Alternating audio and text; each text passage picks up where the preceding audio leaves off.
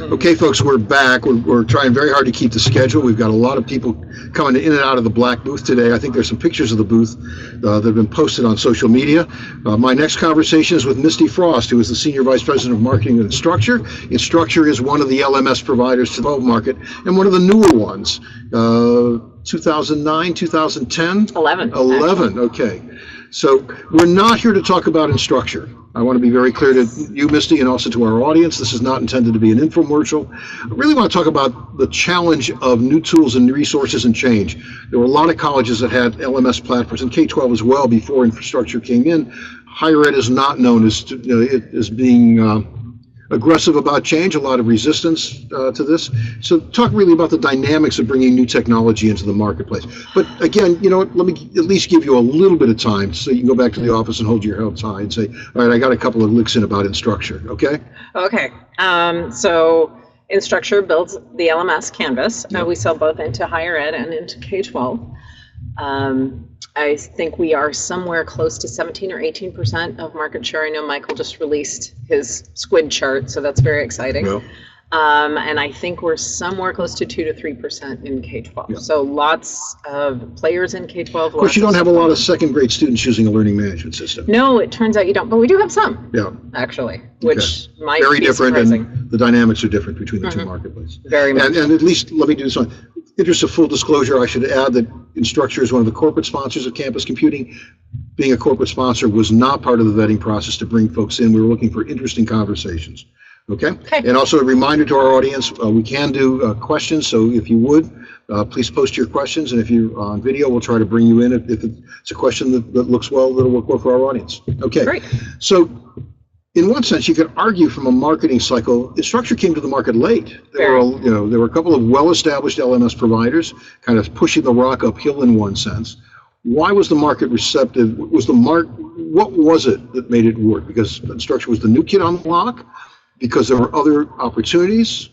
I think that it had less to do with us and other LMS providers as the whole market deciding to do something differently. Right. I think obviously if you're in K-12, you're feeling the huge amount of exploration and interest in trying to do things differently. So I think we entered the market at a really interesting time where people were feeling very experimental, and they still are.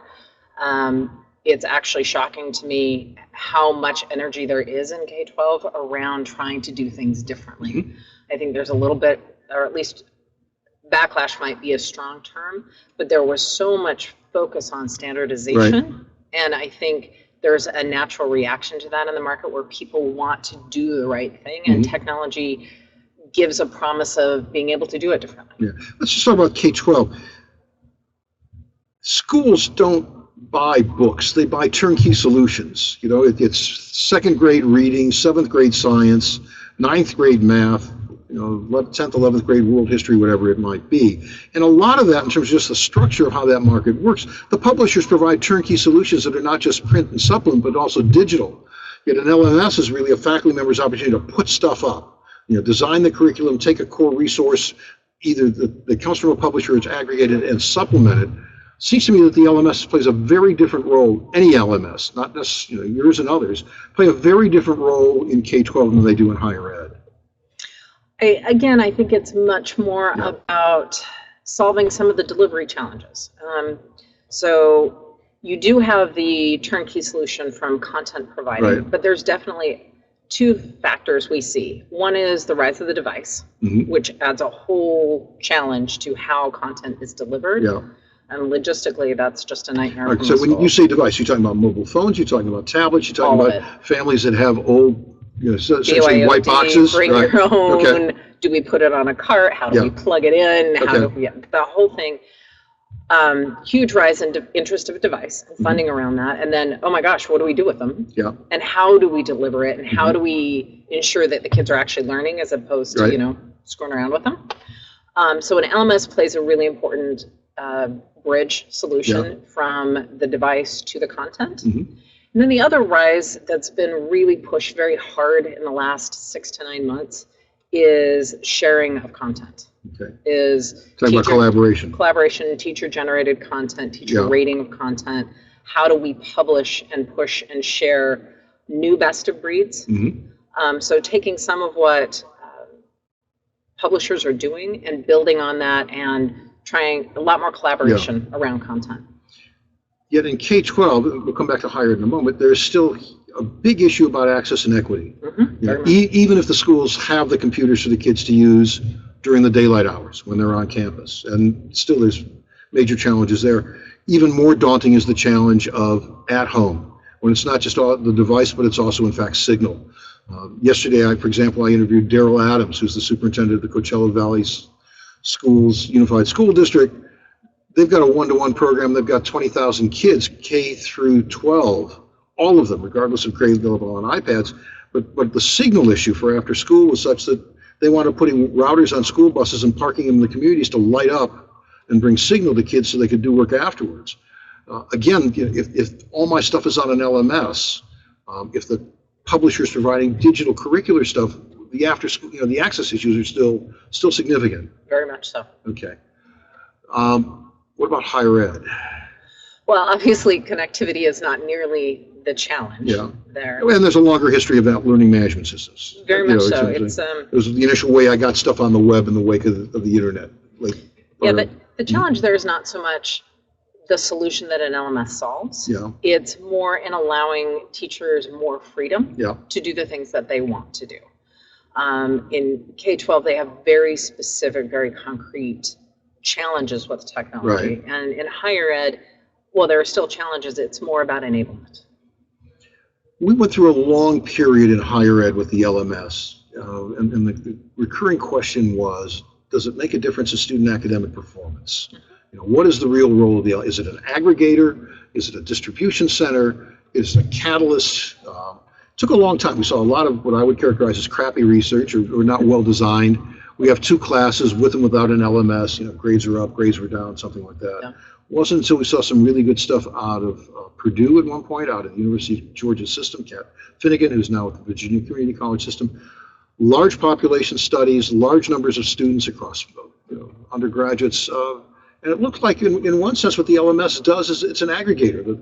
It's really a way to unobtrusive measure. I've said unobtrusive measurement of time on task. I've even gone so far in publications to say, it's like a big supermarket scanner, in the sense that as a source of unobtrusive data, you can look at time on task, and good, we now have some good data to say the really bright students who spend more time on task outperform other really bright students. The more average students who spend more time on task, as measured by stuff on the LMS, do that. Where does the LMS go in terms of making it sticky, as opposed to just sort of being this digital center on screen for stuff? Sure. I mean, it's certainly incredibly powerful at gathering information about usage. But I think that's useful. But the really important part of an LMS is, what does it allow you to do that you couldn't do before? Okay. Right? I think there's been... So it allows me to push stuff out, distribute stuff. I can communicate, collaborate. You can work within. You can... I think this is an easy example, but I think it's a really important example, is the idea of flipping your classroom. Okay. Right? Without technology, that's not a very easy or pragmatic thing to do, nor is it measurable, really.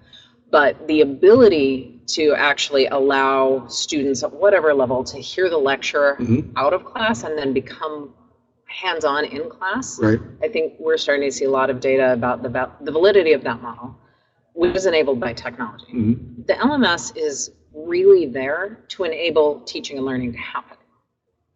If it also measures stuff, that's great. But if it allows a teacher to deliver content in a way that's more consumable or more interesting or more interactive, that's perfect, right? Yeah, it seems like the big trend in LMSs now is analytics, as it is every place else. Aggregate big data, track students. That's fine and that's well, but a lot of faculty are not well trained in terms of what to do with the data. How either to do the analytic work themselves or understand what's on the dashboard that's being handed to them, either about group performance or individuals. Where does that need to go? Where is that going? I think what we're seeing, and I think the analytic movement it's been talked about a lot, but the practical application is very much in its infancy. So I think we're going to be seeing institutions and districts looking at specialized roles to consume that data and make it actionable for instructors. Because you're right, instructors' job is to teach. They're supposed to be creating learning and results in students. Yeah. And it's not really their job to also become data analysts. So I believe each institution and district is going to have to solve that outside of their faculty, because I think it's probably somewhat unrealistic to expect them to both be fantastic teachers and also great analysts. Yeah. Have we crossed over that tipping point where you got to actually have an LMS? I mean, one point, they're ubiquitous in higher education, at least if we measure the percentage of institutions that have a license. Doesn't mean all faculty use them. Oh, yeah. You know, obviously much more common in large classes than they might be in a small seminar of 10 or 15 students. But symbolically and substantively, you know, certainly in higher, well, let's separate K-12 and higher ed. Are we at that tipping point where you just got to have it, and then you worry about backfilling deployment? Clearly in higher ed, I think that's an audience question, by the way. It wasn't quite phrased that way, but one that so in other words, I should wait? No, I'm reading it because the person who asked the question doesn't have a video cam to ask it.